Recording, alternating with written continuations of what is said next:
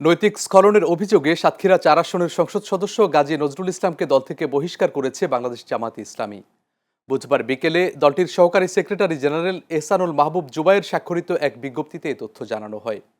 বিজ্ঞপ্তিতে বলা হয়, কেন্দ্রীয় নির্বাহী পরিষদের জরুরি বৈঠকে সাংগঠনিক তদন্তে গাজী নজরুল ইসলামের বিরুদ্ধে অভিযোগ প্রমাণিত হওয়ায় গঠনতন্ত্রের ৬২ নম্বর ধারা অনুযায়ী তাকে বহিষ্কারের সিদ্ধান্ত নেওয়া হয়েছে।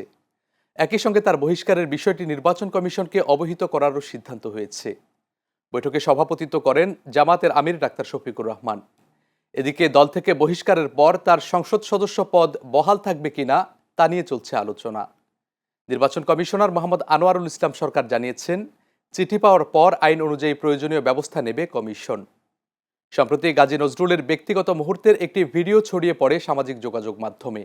শুরু হয় তীব্র সমালোচনা।